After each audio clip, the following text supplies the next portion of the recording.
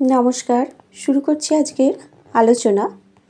ত্রিলোক শক্তি চ্যানেলে সবাইকে সাদর অভিনন্দন জানাই। ঠাকুর শ্রী রামকৃষ্ণ দক্ষিণেশ্বর মন্দিরে শ্রীযুক্ত রাখাল, প্রাণকৃষ্ণ, কেদার প্রভৃতি ভক্ত সঙ্গে প্রথম পরিচ্ছেদ শ্রী শ্রী রামকৃষ্ণ কথামৃত থেকে আজকের আলোচনা। ঠাকুর শ্রী রামকৃষ্ণ কালীবাড়ির সেই পূর্বপরিচিত ঘরে ভক্ত সঙ্গে বসিয়া আছেন। নিশিদিন হরিপ্রেমে মার প্রেমে মাতোয়ারা। মেঝেতে মাদুর পাতা, তিনি সেই মাদুরে আসিয়া বসিয়াছেন। সম্মুখে প্রাণকৃষ্ণ ও মাস্টার। শ্রীযুক্ত রাখালও ঘরে আছেন। হাজরা মহাশয় ঘরের বাহিরে দক্ষিণ পূর্ব বারান্দায় বসিয়া আছেন। শীতকাল, পৌষ মাস, ঠাকুরের গায়ে মোলস্কিনের র্যাপার। সোমবার বেলা 8টা। 18ই পৌষ, কৃষ্ণা অষ্টমী ছিল সেদিন, 1 জানুয়ারি 1883। এখন অন্তরঙ্গ ভক্তগণ অনেকেই আসিয়া ঠাকুরের সহিত মিলিত হইয়াছেন। 1 বৎসরকাল নরেন্দ্র, রাখাল, ভবনাথ, বলরাম, মাস্টার, বাবুরাম, লাটু প্রভৃতি সর্বদা আসা যাওয়া করিতেছেন। তাহাদের পূর্ব হইতে রাম, মনমোহন, সুরেন্দ্র, কেদার আসিতেছেন। প্রায় 5 মাস হইল ঠাকুর শ্রী রামকৃষ্ণ বিদ্যাসাগরের বাদুর বাগানে বাটিতে শুভাগমন করিয়াছিলেন। 2 মাস হইল শ্রীযুক্ত কেশব সেনের সহিত বিজয়াদি ব্রাহ্মভক্ত সঙ্গে নৌযানে অর্থাৎ স্টিমারে আনন্দ করিতে করিতে কলিকাতায় গিয়াছিলেন। শ্রীযুক্ত প্রাণকৃষ্ণ মুখোপাধ্যায় কলিকাতার শ্যামপুকুর পল্লীতে বাস করেন। তাহার আদি নিবাস জনাই গ্রামে। এক্সচেঞ্জের বড়বাবু নিলামের কাজ তদারক করেন। প্রথম পরিবারের সন্তান না হওয়াতে তাহার মত লইয়া দ্বিতীয়বার দ্বার পরিগ্রহ করিয়াছেন। তাহারই একমাত্র পুত্র সন্তান হইয়াছে। ঠাকুর শ্রী রামকৃষ্ণকে প্রাণকৃষ্ণ বড় ভক্তি করেন। একটু স্থূলকায়, তাই ঠাকুর মাঝে মাঝে মোটা বামুন বলিতেন। অতি সজ্জন ব্যক্তি। প্রায় 9 মাস হইল ঠাকুর তাহার বাটিতে ভক্ত সঙ্গে নিমন্ত্রণ গ্রহণ করিয়াছিলেন। প্রাণকৃষ্ণ নানা প্রকার ব্যঞ্জন ও মিষ্টান্নাদি করিয়া অন্নভোগ দিয়াছিলেন। ঠাকুর মেঝেতে বসিয়া আছেন, কাছে এক চ্যাংড়া জিলিপি কোনো ভক্ত আনিয়াছেন। তিনি একটু জিলিপি ভাঙিয়া খাইলেন। শ্রীরামকৃষ্ণ প্রাণকৃষ্ণাদির প্রতি সহাস্যে বলিতেছেন, দেখছ, আমি মায়ের নাম করি বলে এইসব জিনিস খেতে পাচ্ছি। কিন্তু তিনি লাউ কুমড়ো ফল দেন না, তিনি অমৃত ফল দেন। জ্ঞান, প্রেম, বিবেক, বৈরাগ্য। ঘরে একটি 6-7 বছরের ছেলে প্রবেশ করিল। ঠাকুর শ্রী রামকৃষ্ণের বালক অবস্থা। একজন ছেলে যেমন আর একজন ছেলের কাছ থেকে খাবার লুকিয়ে রাখে, পাছে সে খাইয়া ফেলে, ঠাকুরেরও ঠিক সেই অপূর্ব বালকবৎ অবস্থা হইতেছে। তিনি জিলিপির চ্যাংড়াটি হাত ঢাকা দিয়া লুকাইতেছেন। ক্রমে তিনি চ্যাংড়াটি এক পার্শ্বে সরাইয়া রাখিয়া দিলেন। প্রাণকৃষ্ণ গৃহস্থ বটেন, কিন্তু তিনি বেদান্ত চর্চা করেন। বলেন, ব্রহ্মসত্য, জগৎ মিথ্যা। ঠাকুর তাহাকে বলেন, কলিতে অন্নগত প্রাণ, কলিতে নারদীয় ভক্তি। সে যে ভাবের বিষয়, ভাব ব্যতীত অভাবে কে ধরতে পারে? বালকের ন্যায় হাত ঢাকিয়া মিষ্টান্ন লুকাইতে লুকাইতে ঠাকুর সেদিন সমাধিস্থ হইলেন। ভাবরাজ্য ও রূপ দর্শন। ঠাকুর সমাধিস্থ অনেকক্ষণ ভাবাবিষ্ট হইয়া বসিয়া আছেন।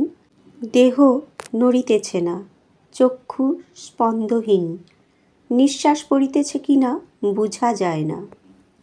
অনেকক্ষণ পরে দীর্ঘ নিঃশ্বাস ফেলিলেন, যেন ইন্দ্রিয়ের রাজ্যে আবার ফিরিয়া আসিতেছেন। শ্রীরামকৃষ্ণ প্রাণকৃষ্ণের প্রতি বলিলেন, তিনি শুধু নিরাকার নন, তিনি আবার সাকার। তাঁর রূপ দর্শন করা যায়। ভাবভক্তির দ্বারা তাঁর সেই অতুলনীয় রূপ দর্শন করা যায়। মা নানা রূপে দর্শন দেন। গৌরাঙ্গ দর্শন, রতির মার বেশে মা। কাল মাকে দেখলাম গেরুয়া জামা পরা, মুড়ি সেলাই নাই, আমার সঙ্গে কথা করছেন। আর একদিন মুসলমানের মেয়ে রূপে আমার কাছে এসেছিলেন। মাথায় তিলক, কিন্তু দিগম্বরী। 6-7 বছরের মেয়ে আমার সঙ্গে সঙ্গে বেড়াতে লাগলো ও ফচকিমি করতে লাগলো। হৃদের বাড়িতে যখন ছিলাম গৌরাঙ্গ দর্শন হয়েছিল। কালা পেরে কাপড় পরা। হলধারী বলতো তিনি ভাব অভাবের অতীত।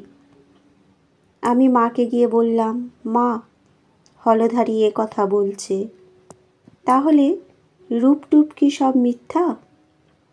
মা রতির মার বেশে আমার কাছে এসে বললে, তুই ভাবেই থাক। আমিও হলধারীকে তাই বললাম। একবার ও কথা ভুলে যাই বলে কষ্ট হয়। ভাবে না থেকে দাঁত ভেঙে গেল। তাই দৈববাণী বা প্রত্যক্ষ না হলে ভাবেই থাকব, ভক্তি নিয়ে থাকব। কি বলো? প্রাণকৃষ্ণ বললেন, আজ্ঞা। ভক্তির অবতার কেন? রামের ইচ্ছা।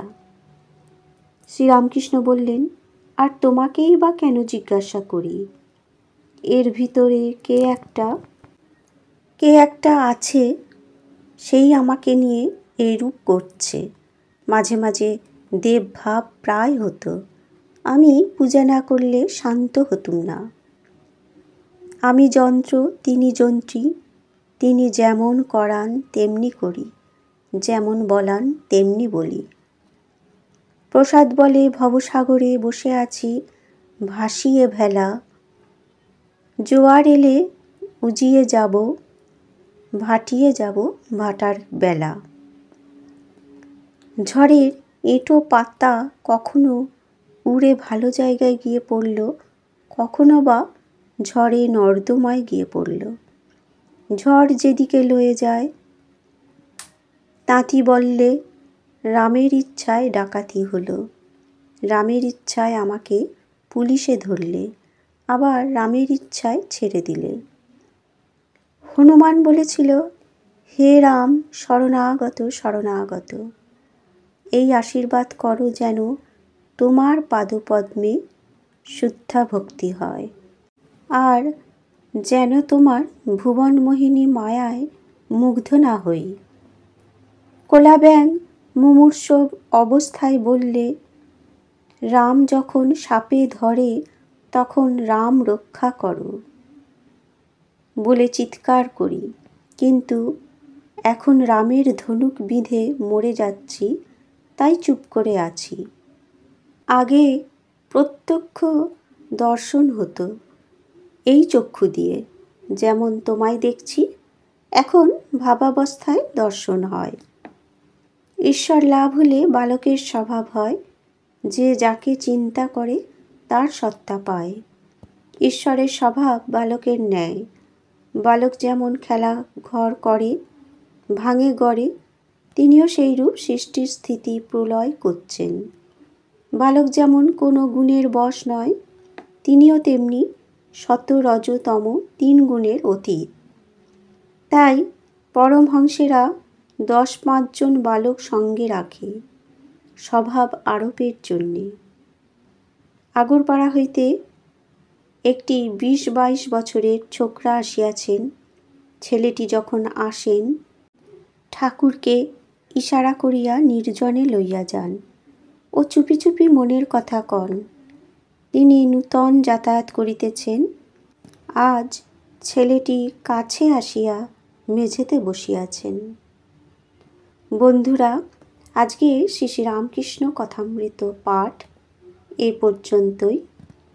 ঠাকুরের চরণে, মায়ের চরণে এবং স্বামীজির চরণে আভূমি লুণ্ঠিত প্রণাম জানিয়ে আলোচনা শেষ করলাম। ধন্যবাদ।